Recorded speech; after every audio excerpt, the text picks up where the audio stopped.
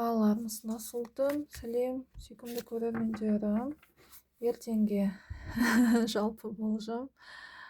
Ертең 19 сәуір, көктеу. Баттал дейді екен ескіше жексенбіні. Ертең екінші ай күні. Тазалау күні бұл. Қандай тазалау амалдарын білесіздер? Жуыныңыздар, шайыныңыздар, үйлеріңізді тазалаңыздар. Бөпелеріңіздің тырнақтарын алып, шаштардың бәрін жөндеп, мектепке дайындалып дегендей ма, жұмысқа дайындап, күйеулеріңізді, егер басы бос қыздар болса, бәрі бірден гигиена, тазалық ол денсаулық кепілі.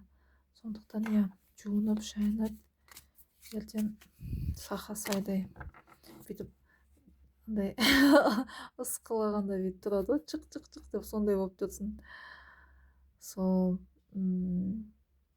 жалпы болжам қаралық. Не болады екен ертең?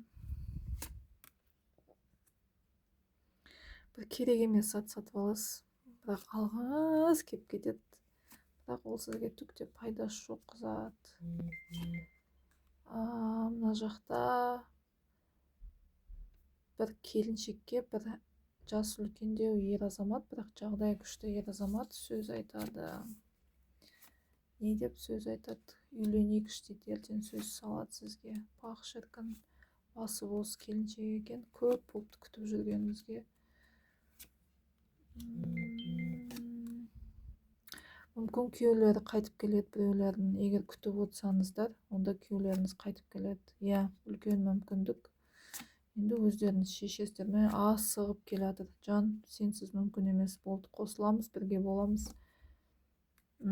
Бала-шаға, шегінерге жол жоқ. Арқамызда бала-шаға. Біреуінде 2 ұл 1 қызы бар екен. Өте қатты жақсы көрем бала-шағамды. Тағы аяғыңыз ауыр мүмкін.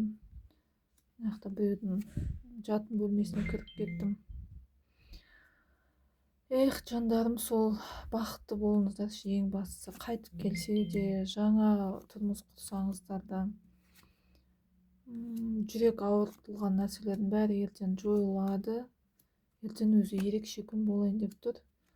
Бір саудада отырған келіншектер болса, ертең күшті ақша табасыздар. Өте күшті ақша болады. Бір келіншекке 2 жігіт келеді ертең. Мүмкін баласы алыстан келуі мүмкін. Аналары үлкен ұлыңыз болса, алыстан қонаққа келуі мүмкін. Уайымдамаңыздар, қорықпаңыздар, бәрі жақсы. Керемет болжау болады. Өте бақытты.